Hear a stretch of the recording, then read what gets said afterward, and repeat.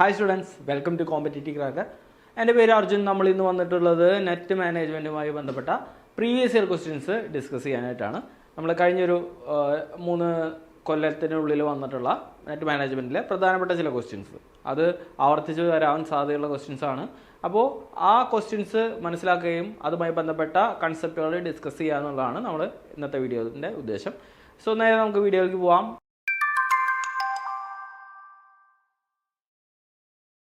ആദ്യത്തെ ക്വസ്റ്റ്യൻ നമുക്ക് നോക്കാം. ഒന്നാമത്തെ question, which one of the following is not an internal force for organizational change? നമുക്കറിയാം ഓർഗനൈസേഷൻ ചേഞ്ചസ് ഉണ്ടാവും. അപ്പോൾ പല ഘടകങ്ങൾ ഈ ഓർഗനൈസേഷൻ്റെ ചേഞ്ചിനെ സ്വാധീനിക്കും. ചില ഘടകങ്ങൾ ഇൻറ്റേർണൽ ആയിട്ടുള്ള കാര്യങ്ങളായിരിക്കും, ചിലത് എക്സ്റ്റേണൽ ആയിട്ടുള്ള കാര്യങ്ങളായിരിക്കും. ഇൻറ്റേർണൽ എന്ന് പറഞ്ഞു കഴിഞ്ഞാൽ ബിസിനസ്സിൻ്റെ അകത്ത് നിന്ന് തന്നെയുള്ള ഇൻഫ്ലുവൻസ് കൊണ്ടുണ്ടാകുന്ന ചേഞ്ചസ് ആണ്. എക്സ്റ്റേണൽ ആണെങ്കിൽ ബിസിനസ്സിന് പുറത്തുള്ള എലമെൻസിൽ നിന്ന്, അതിപ്പോൾ ഒരുപക്ഷെ പബ്ലിക് ആവാം, ഗവൺമെൻറ് ആവാം, അതുപോലെ തന്നെ ലീഗൽ ഫ്രെയിം ആവാം, ടെക്നോളജിക്കൽ ചേഞ്ച് ആവാം, മറ്റുള്ള കാര്യങ്ങളൊക്കെയാണ്. ഓക്കെ, അപ്പോൾ ഇവിടെ നമ്മുടെ അടുത്ത് ചോദിക്കും which one of the following is not an internal force for organizational change എന്നുള്ളതാണ്. നോക്കാം. ഒന്ന്, managerial behaviour. Managerial behaviour of course അതെന്താണ്, ബിസിനസ്സിൻ്റെ അകത്തുള്ള കാര്യമാണ്. അതുകൊണ്ട് ഓർഗനൈസേഷൻ ചേഞ്ച് ഉണ്ടാവാം. സോ അത് ഇന്റേണൽ ആണ്. ചേഞ്ച് ഇൻ ലീഡർഷിപ്പ്, ലീഡർഷിപ്പിൽ ഉണ്ടാകുന്ന ചേഞ്ച് ഒരിക്കലും എക്സ്റ്റേണൽ അല്ല, അത് ഇന്റേണൽ ആണ്. Work force diversity, work force എന്ന് പറഞ്ഞാൽ ബിസിനസ്സിൻ്റെ അകത്തുള്ള എംപ്ലോയീസ്, അതിൻ്റെ വൈവിധ്യത, പലതരത്തിലുള്ള സ്കില്ലുള്ള ആൾക്കാർ, പല ക്വാളിറ്റി ഉള്ള ആൾക്കാർ, അവരുടെ എക്സ്പീരിയൻസ്, ഇതെല്ലാം അതെന്താണ്, ഇന്റേണൽ ആയിട്ടുള്ള ഫാക്ടേഴ്സാണ്. ഇനി change in employee and customer expectation. നോക്കാം, കസ്റ്റമർ എപ്പോഴും ബിസിനസ്സിൻ്റെ പുറത്തുള്ള ആളാണ്, എംപ്ലോയിയും ബിസിനസ്സിൻ്റെ അകത്തുള്ള ആൾ തന്നെയാണ്. പക്ഷേ അവരുടെ എക്സ്പെക്റ്റേഷൻസ് അത് ബിസിനസ്സിൻ്റെ ഉള്ളിൽ നിൽക്കുന്നതല്ല, അത് പുറത്തുനിന്നുള്ളതാണ്. സോ കസ്റ്റമേഴ്സിൻ്റെ എക്സ്പെക്റ്റേഷൻ കൊണ്ട് നമുക്ക് ഓർഗനൈസ് ചേഞ്ച് ഉണ്ടാവാം, പക്ഷേ അത് എക്സ്റ്റേണൽ ഫാക്ടറാണ്. സോ ഇതാണ് എക്സ്റ്റേണൽ ആയിട്ടുള്ളത്. അപ്പോൾ നമ്മുടെ ഉത്തരം വരിക change in employee and customer expectation എന്നുള്ളതാണ്. ഓക്കെ, ഇനി രണ്ടാമത്തെ ചോദ്യം, which of the following is A measure of appropriateness of organizational goals and how well these goals are being met? Organisation ഗോളുകൾ സെറ്റ് ചെയ്യുന്നു.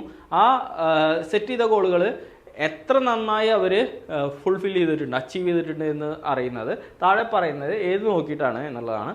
ഓർഗനൈസേഷണൽ ട്രാൻസ്പെറൻസി ആണോ? Transparency എന്ന് പറഞ്ഞു കഴിഞ്ഞാൽ സുതാര്യത എന്നുള്ളതാണ്. അവർ ചെയ്യുന്ന കാര്യങ്ങളിൽ തെറ്റുകളൊന്നുമില്ല അല്ലെങ്കിൽ കള്ളത്തരങ്ങളൊന്നുമില്ല എന്ന് കാണിക്കുന്ന ഒരു സുതാര്യത ഉറപ്പുവരുത്താനാണ് ട്രാൻസ്പെറൻസി എന്നുകൊണ്ട് ഉദ്ദേശിക്കുന്നത്. ഓർഗനൈസേഷണൽ സിറ്റിസൺഷിപ്പ് എന്ന് പറഞ്ഞു കഴിഞ്ഞാൽ ഓർഗനൈസേഷൻ്റെ അകത്തുള്ള കാര്യങ്ങളാണ്. അതുപോലെ ഓർഗനൈസേഷണൽ എഫക്റ്റീവ്നെസ്സും എഫിഷ്യൻസിയും, ഇതാണ് ശ്രദ്ധിക്കേണ്ടത്. എന്താണ് എഫക്റ്റീവ്നെസ്സും എഫിഷ്യൻസിയും തമ്മിലുള്ള വ്യത്യാസം? എഫക്റ്റീവ്നെസ് എന്ന് പറഞ്ഞു കഴിഞ്ഞാൽ നമ്മൾ എന്തുണ്ടാവണം, നമ്മൾ ഇപ്പോൾ ഒരു പ്ലാൻ ചെയ്ത കാര്യങ്ങൾ അത് പ്ലാൻ ചെയ്ത പ്രകാരം തന്നെ നടപ്പിലാക്കിയെങ്കിൽ അത് നമ്മുടെ പ്ലാൻ എഫക്റ്റീവ് ആയിരുന്നു എന്ന് പറയാം. ഓക്കെ, എഫിഷ്യൻസി എന്ന് പറഞ്ഞു കഴിഞ്ഞാൽ നമ്മളൊരു പ്ലാൻ ചെയ്തു, ആ പ്ലാൻ ചെയ്ത കാര്യങ്ങൾ അതിൻ്റെ ഓരോ പ്രോസസ്സും നമ്മൾ എന്താണ് കൃത്യമായിട്ട് ചെയ്തു എന്നുണ്ടെങ്കിൽ, അല്ലെങ്കിൽ ഓരോ പ്രോസസ്സും നമ്മൾ എഫിഷ്യൻ്റ് ആയിട്ട് ചെയ്തു എന്നുണ്ടെങ്കിൽ അത് എഫിഷ്യൻറ്റ് പ്ലാൻ ആണെന്ന് പറയാം.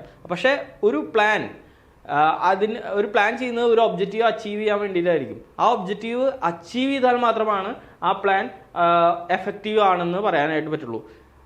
ഒരു പക്ഷേ നമ്മൾ എഫിഷ്യൻ്റ് ആയിട്ട് കാര്യങ്ങൾ ചെയ്താൽ പോലും നമ്മുടെ ഗോൾസ് അച്ചീവ് ചെയ്തു എന്ന് വരില്ല. അപ്പോൾ ഒരു പ്ലാൻ നോക്കൂ, ഒരു പ്ലാൻ നമ്മൾ എഫിഷ്യൻ്റ് ആയിട്ട് പ്ലാൻ പ്രകാരമുള്ള കാര്യങ്ങളൊക്കെ ചെയ്തു, ഇതാണ് നമ്മുടെ ലക്ഷ്യം. ഓക്കെ, ആ ലക്ഷ്യത്തിലേക്ക് ചിലപ്പോൾ എത്തിയില്ല എന്ന് വരും. അപ്പോൾ ഈ പ്ലാൻ എന്താണ്, എഫിഷ്യൻ്റ് ആണെന്ന് പറയാം, പക്ഷേ എഫക്റ്റീവ് ആണെന്ന് പറയാൻ സാധിക്കില്ല. ഈ ലക്ഷ്യം അച്ചീവ് ചെയ്താൽ മാത്രമാണ് നമുക്ക് ആ പ്ലാൻ എഫക്റ്റീവ് ആണെന്ന് പറയാൻ പറ്റുള്ളൂ.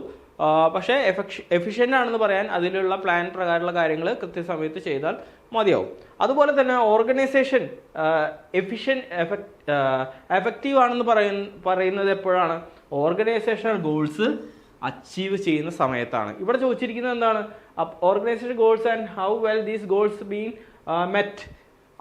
ഓർഗനൈസേഷൻ ഗോൾസ് അച്ചീവ് ചെയ്തു, ആ അച്ചീവ് ചെയ്ത കാര്യം എങ്ങനെയാണ് നമ്മൾ പറയുന്നത് എങ്ങനെയാണ് അത് മെഷർ ചെയ്യുന്നത് എന്നുള്ളതാണ്.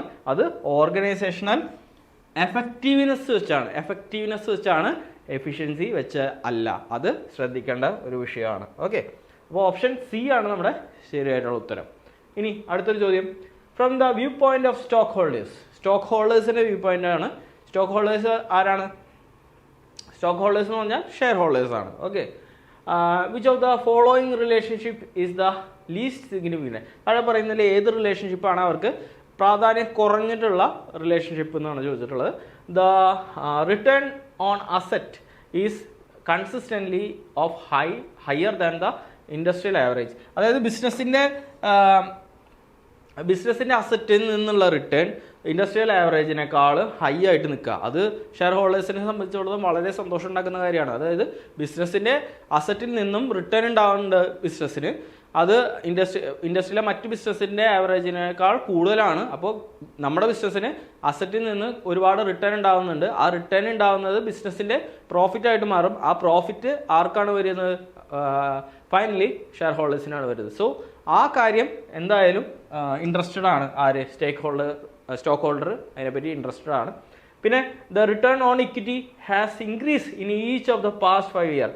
ഇക്വിറ്റിയിൽ നിന്നുള്ള റിട്ടേൺ, ഷെയറിൽ നിന്നുള്ള ഡിവിഡൻഡ് ഓരോ 5 കൊല്ലം കൂടുമ്പോഴും വർദ്ധിച്ച് വരുന്നുണ്ട്. ആ കണക്ക് അറിയാനും ആർക്കും ഇഷ്ടമാണ്?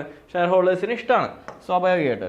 ഇനി net income is greater than the amount of working capital. ഒരു ബിസിനസ്സിന്റെ നെറ്റ് ഇൻകം അവരുടെ വർക്കിംഗ് ക്യാപിറ്റലിനേക്കാൾ കൂടുതലാണ് എന്ന് അറിയാണ്.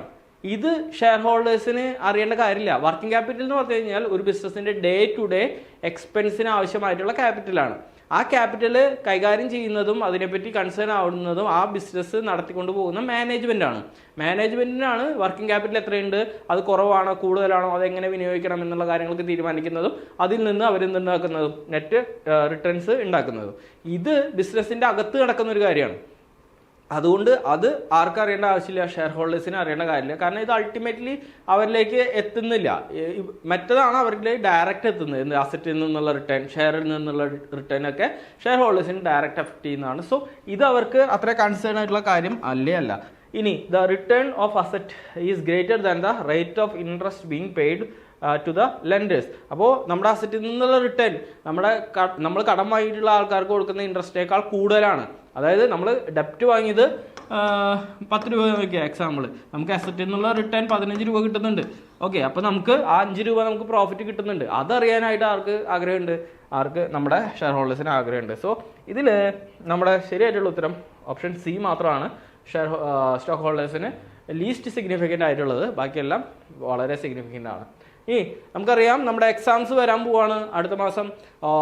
ഇനി ഏകദേശം ഒരു 30 ദിവസങ്ങൾ മാത്രമേ നമ്മുടെ മുന്നിൽ ബാക്കിയുള്ളൂ പഠനത്തിനായിട്ട്. അപ്പോൾ വളരെ ക്രൂഷ്യൽ ആയിട്ടുള്ള ഒരു ടൈമിൽ കൂടിയാണ് നമ്മൾ പോകുന്നത്. നെറ്റ് മാനേജ്മെൻറ്റ് ക്ലിയർ ചെയ്യണമെന്ന് നമ്മൾ വിചാരിക്കുന്നുണ്ടെങ്കിൽ ഈ ഒരു സമയം വളരെ ഇമ്പോർട്ടൻ്റ് ആണ്. അപ്പോൾ നമ്മുടെ പഠനം വളരെ സിസ്റ്റമാറ്റിക് ആയിട്ട് മുന്നോട്ട് കൊണ്ടുപോകാനായിട്ട് അതിൻ്റെ ആവശ്യകത നമുക്കറിയാം. അപ്പോൾ അതിന് നിങ്ങളെ സഹായിക്കാനായിട്ട് കോമ്പറ്റേറ്റീവ് ക്രാക്കർ നിങ്ങൾക്ക് വേണ്ടിയിട്ട് ഒരു ക്രാഷ് കോഴ്സ് 30 ദിവസത്തെ ക്രാഷ് കോഴ്സ് ഇൻട്രൊഡ്യൂസ് ചെയ്തിട്ടുണ്ട്.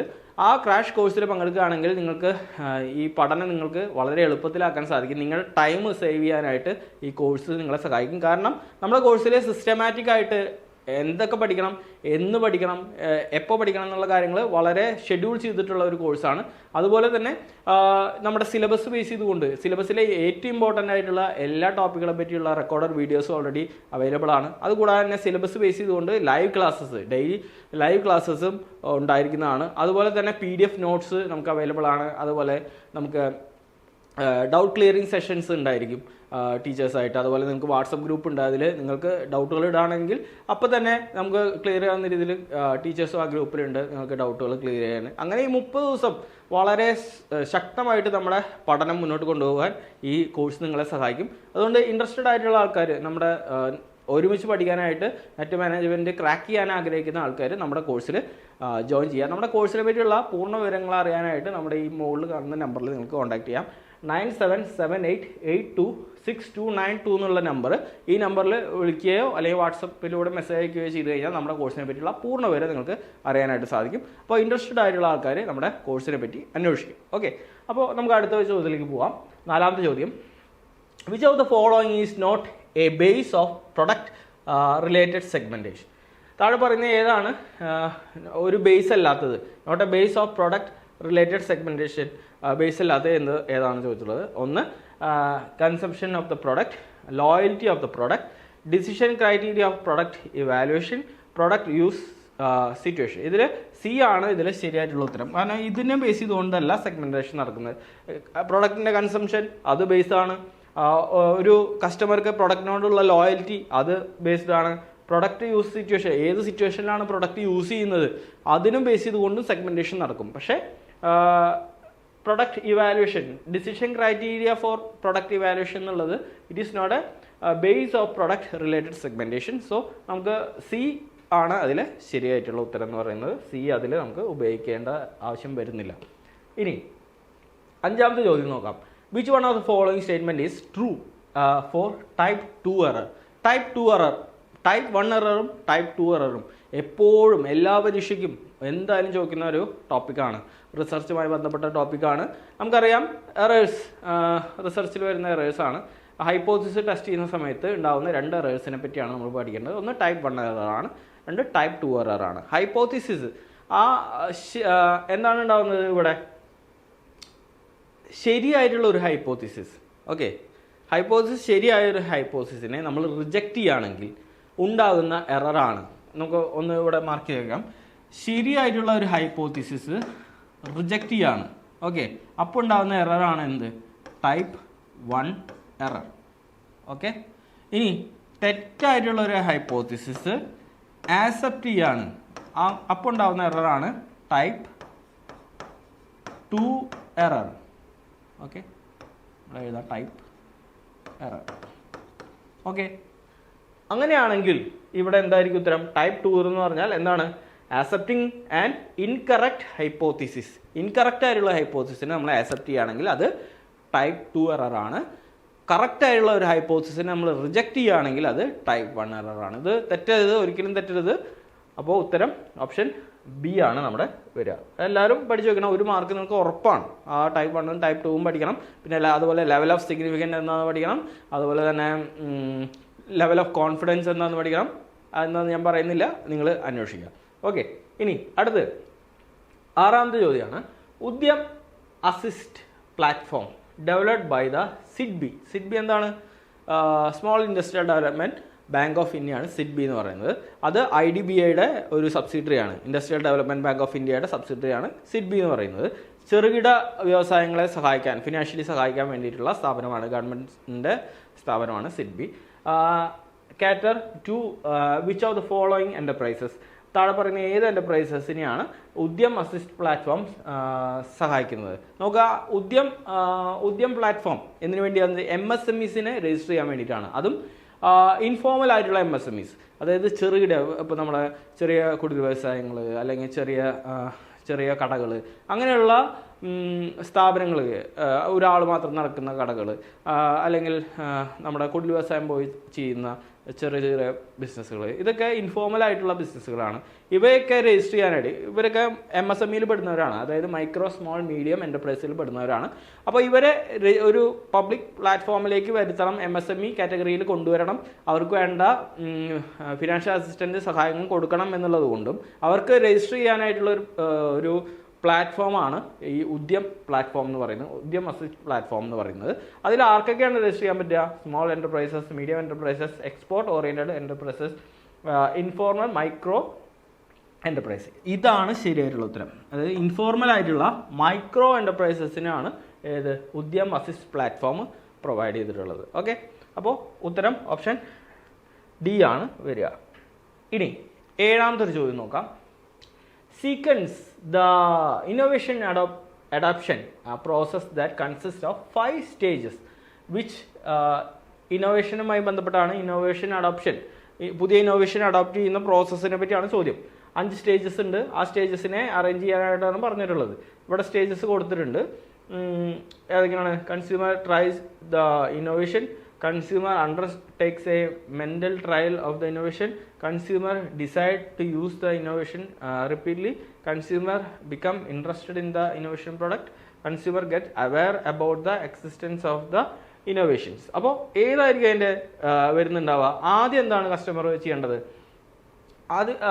ആദ്യം കസ്റ്റമർ എന്ത് ചെയ്യണം? അവെയർ ആവണം അല്ലേ? പുതിയൊരു ഇന്നോവേറ്റീവ് പ്രൊഡക്റ്റ് നമ്മുടെ മാർക്കറ്റിൽ വന്നിട്ടുണ്ട് എന്നുള്ള കാര്യം കസ്റ്റമർ അറിയണം. അതാണ് ആദ്യത്തെ സ്റ്റെപ്പ്. ആ അവെയർനെസ് ഉണ്ടാവുക എന്നുള്ളതാണ് ആദ്യത്തെ സ്റ്റെപ്പ്. അതിനുശേഷം എന്ത് ചെയ്യണം? അയാൾ അതിൽ ഇൻട്രസ്റ്റഡ് ആവണം. Customer become interested in the innovated product. അതിനെപ്പറ്റി അറിഞ്ഞപ്പോൾ ആ പ്രൊഡക്റ്റ് കൊള്ളാലോ, നമുക്കൊന്ന് ട്രൈ ചെയ്താലോ എന്നുള്ള ഒരു ഇൻട്രസ്റ്റ് കസ്റ്റമർക്ക് ഉണ്ടാവണം. അതാണ് സെക്കൻഡ് സ്റ്റേജ് എന്ന് പറയുന്നത്. അത് കഴിഞ്ഞാൽ consumer undertake A mental try for the innovation.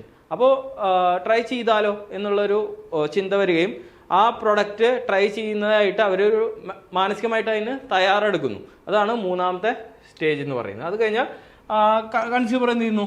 ആ ഇന്നോവേഷൻ ട്രൈ ചെയ്യുന്നു. ആ പ്രൊഡക്റ്റോ സർവീസോ വാങ്ങുകയോ ഉപയോഗിക്കുകയോ ചെയ്യുന്നു. പിന്നെ എന്താണ് last one? Consumer decide to use the innovator repeatedly. അത് ഇഷ്ടപ്പെടുകയാണെങ്കിൽ അവർ അത് പിന്നെയും യൂസ് ചെയ്യുന്നു. അങ്ങനെയാണ് ഓർഡർ. ഈ ഓർഡറിലാണ് വരിക. സോ കറക്റ്റ് സീക്വൻസ് ഒരു ഓപ്ഷൻ ഡി ആണ്. DDBAC എന്നുള്ള സീക്വൻസിലാണ് വരിക. ഓപ്ഷൻ ഡി ആണ് ശരിയായിട്ടുള്ള ഉത്തരം. ഇനി എട്ടാമത്തെ ചോദ്യം നോക്കാം. The computer system most likely to be used by large bank for the savings account of a customer would be. നമ്മുടെ സേവിങ്സ് അക്കൗണ്ട് ഒക്കെ കൈകാര്യം ചെയ്യുന്ന ബാങ്കുകളിലുള്ള കമ്പ്യൂട്ടർ സിസ്റ്റം ഏത് ടൈപ്പ് ഓഫ് കമ്പ്യൂട്ടർ സിസ്റ്റം ആണെന്നാണ് നമ്മുടെ അടുത്ത് ചോദിക്കുന്നത്. എ ബാച്ച് പ്രോസസ്സിംഗ് സിസ്റ്റം ആണോ, ഡയറക്റ്റ് ആക്സസ് ഡാറ്റാബേസ് സിസ്റ്റം ആണോ, എ ജനറലൈസ്ഡ് യൂട്ടിലിറ്റി സിസ്റ്റം ആണോ, an online real time system ആണോ? ഇതിൻ്റെ ഉത്തരം ഓൺലൈൻ റിയൽ ടൈം സിസ്റ്റമാണ്. അതുകൊണ്ടാണ് നമുക്ക് ATM പോയിട്ട് പൈസ പിൻവലിക്കാനൊക്കെ സാധിക്കുന്നത്. എന്താണ്? ഓൺലൈനാണ്. നമ്മൾ കാർഡ് ഇട്ട് പൈസ പിൻവലിച്ച ഉടനെ തന്നെ നമ്മുടെ അക്കൗണ്ടിൽ നിന്ന് എന്തുണ്ടാവാണ്? ആ പൈസ പോവാണ്. അതാണ് റിയൽ ടൈം സിസ്റ്റം എന്ന് പറയുന്നത്. അത് പോവുകയും ചെയ്യുന്നു, ആ കണക്ക് എല്ലായിടത്തും വരികയും ചെയ്യുന്നു. നമുക്ക് ഓട്ടോമാറ്റിക്കായിട്ട് തന്നെ ടെക്സ്റ്റ് മെസ്സേജ് വരുന്നു. അതുപോലെ തന്നെ നമ്മുടെ അക്കൗണ്ടിൽ നിന്ന് ആ പൈസ പോകുന്നു. എവിടേക്കാണ് ഏത് അക്കൗണ്ടിൽ നിന്നാണ് എടുക്കുന്നത്, ഏത് ബ്രാഞ്ചിൽ നിന്നാണ് എടുത്തതെന്നുള്ള രേഖ വരുന്നു. അതെന്തുകൊണ്ടാണ്? ഓൺലൈൻ ആയതുകൊണ്ടും റിയൽ ടൈം ആയതുകൊണ്ടാണ്. നമ്മൾ ചെയ്യുന്ന അതേ സമയത്ത് തന്നെ ആ കാര്യങ്ങൾ രേഖപ്പെടുത്തി വെക്കുകയാണ്. അപ്പോൾ ആ computer online and real time system ആണ്. ഓപ്ഷൻ ഡി ആണ് അതിൻ്റെ ശരിയായിട്ടുള്ള ഉത്തരം എന്ന് പറയുന്നത്. ഇനി ഒമ്പതാമത്തെ ചോദ്യം നോക്കാം. Which one of the following information type is not included in the skill inventory? താഴെ പറയുന്നതിൽ ഏതാണ് സ്കിൽ ഇൻവെൻട്രിയിൽ ഉൾപ്പെടുത്താത്തത്? Not included in the skill inventory ഏതാണെന്ന് നോക്കാം. ഒന്ന് employees personal data, of course അതിൽ ഉൾപ്പെടുത്തും. എംപ്ലോയീസ് പൊട്ടൻഷ്യൽ ഉൾപ്പെടുത്തും. ഓർഗനൈസ് ട്രെയിനിങ് ഷെഡ്യൂൾ ഉൾപ്പെടുത്തില്ല. സാലറി ആൻഡ് ജോബ് ഹിസ്റ്ററി ഉൾപ്പെടുത്തും. ഓക്കെ, അപ്പോൾ എംപ്ലോയീസിൻ്റെ സ്കില്ല് ഇൻവെൻട്രിയിൽ ഉൾപ്പെടുത്തുന്നത് ഈ മൂന്ന് കാര്യങ്ങൾ മാത്രമാണ്. ഓർഗനൈസേഷൻ്റെ ട്രെയിനിങ് ഷെഡ്യൂൾ ഒരു വ്യക്തിയുടെ ഒരു എംപ്ലോയിയുടെ സ്കിൽ ഇൻവെൻട്രിയിൽ ഉൾപ്പെടുത്തേണ്ട ആവശ്യമില്ല. സോ അതാണ് ഇവിടെ തെറ്റായിട്ടുള്ളത്. സോ ഓപ്ഷൻ സി ആണ് ശരിയായിട്ടുള്ള ഉത്തരം. ഇനി പത്താമത്തെ ചോദ്യം നോക്കാം. Which one of the following is a taxable perquisites? താഴെ പറയുന്നത് ഏതാണ് ടാക്സബിൾ ആയിട്ടുള്ള പെർക്വിസിറ്റ്സ് ഏതാണെന്ന് ചോദിക്കുന്നത്. ഇൻഷുറൻസ് പ്രീമിയം ടാക്സബിൾ അല്ല, ഓൾറെഡി ടാക്സബിൾ അല്ല. പിന്നെ salary of servant employed by an employee. നമുക്ക് ഒരു എംപ്ലോയി, എൻ്റെ ഒരു കമ്പനി, ആ കമ്പനികളിൽ വർക്ക് ചെയ്യുന്ന ഒരു എംപ്ലോയി, ആ എംപ്ലോയിയുടെ ഇഷ്ടപ്രകാരം ഒരു സർവൻറ്റിനെ വെക്കുകയാണ്. എന്നിട്ട് ആ സർവൻറ്റിന് അയാൾ സാലറി കൊടുക്കുകയാണ്. അപ്പോൾ ആ പൈസക്ക് കമ്പനി ഉത്തരവാദിയല്ല. അതുകൊണ്ട് തന്നെ ആ പൈസ എന്ത് ചെയ്യണം? ടാക്സബിൾ ആണ്. ഓക്കെ, ടാക്സബിൾ ആണ്. ലോൺ ടു എംപ്ലോയീസിന് ലോൺ കൊടുക്കുകയാണെങ്കിൽ അത് ടാക്സബിൾ അല്ല. അതുപോലെ അത് പെർക്വിസിറ്റ്സ് ടാക്സബിൾ അല്ല. അക്കോമഡേഷൻ പ്രൊവൈഡഡ് ബൈ എംപ്ലോയർ, അതും അതിന് കിട്ടുന്ന ചെലവും എന്തല്ല? ടാക്സബിൾ അല്ല. സോ ഇവിടുത്തെ ഉത്തരം ഓപ്ഷൻ ബി ആണ് വരുന്നത്. ബി ഒഴിച്ച് ബാക്കിയെല്ലാം എന്താണ്? ടാക്സബിൾ അല്ല, ബി ടാക്സബിൾ ആണ്.